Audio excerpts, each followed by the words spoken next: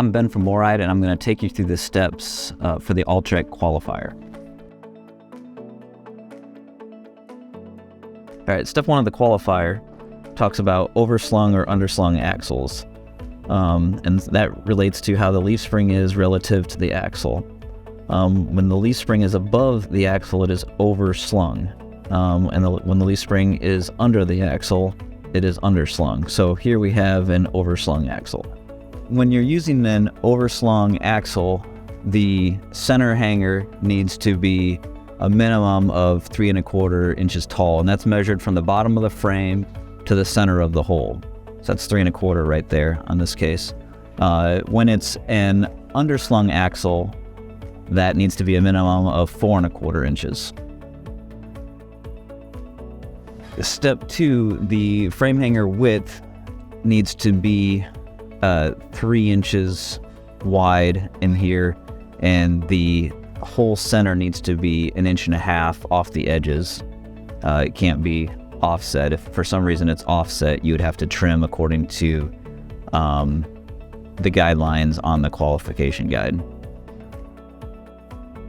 So step 3 is if there is a hanger that had height adjustment, and that would be 2 places where you could bolt in an equalizer. Obviously this one does not, but if it did, you would have to use the lower hole setting, or if you wanted to use the upper hole setting, you would have to measure the distance from the material at the bottom of the hanger to the hole and maintain that distance and cut the hanger off to remove the bottom hole, because that extra material, if you were to try and bolt in here, would interfere with the rotation of the equalizer.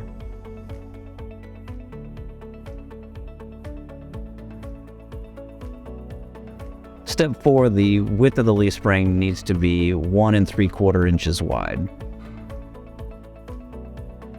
Step 5 is measuring the frame hanger spread. A 33-inch wheelbase has a 59-inch spread.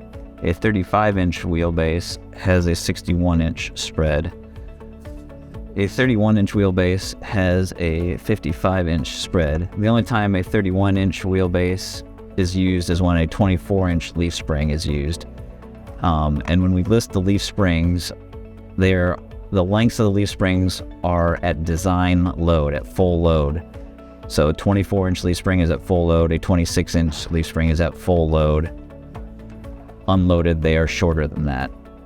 The drawing on our guide shows measuring center of bolt to center of bolt, but as long as you have straight-edged hangers that are the same width, you can measure just from one edge of a hanger to another edge of a hanger, like I am doing right now. I'm measuring from the back edge to the back edge. That gives the same result. Also on our table, we allow for being 1/8 of an inch under on the 31-inch wheelbase and the 33-inch wheelbase, and allow for 1/4 inch under on the 35-inch wheelbase, simply because it is a more forgiving wheelbase because there's more space between the tires. Follow the measurement guide for measuring a triple. It's still done the same as the tandem, it's just that you're pulling the tape measure further to go from the front hanger to the rear hanger. Step 6, 2 1/4 inch shackle links must be used with the Alltrek suspension. The only time that you can use a longer shackle length than that is when you're using overslung axles and a minimum of a 4 1/4 inch hanger. Then you can use a 3 1/8 inch shackle length if you want, or you can stick with the 2 1/4 inch shackle length.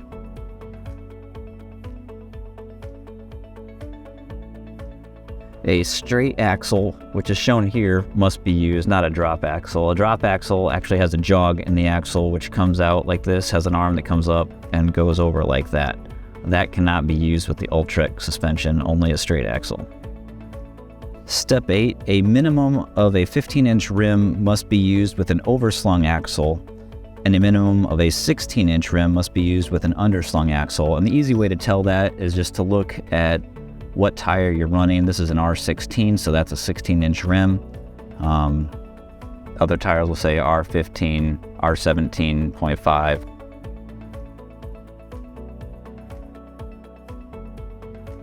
Step 9A, a minimum of 1 11/16 inches must be between the face of the hanger and the sidewall of the tire.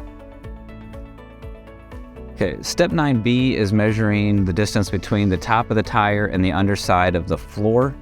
One thing to note about this is that sometimes the way that the trailer is constructed, there are objects that do get in the way. Sometimes it's outriggers. Sometimes if there is a side patio, there's actually like a tube structure that can be in the way. So you want to really kind of reach around and find whatever is hanging the lowest that would get in the way of the tire and measure from that lowest point. And we need a minimum of 3 inches. Step 9C, a minimum of 2.5 inches is required between the underside of the frame and the closest part of the axle assembly. All right, step 9D is measuring the height of the equalizer.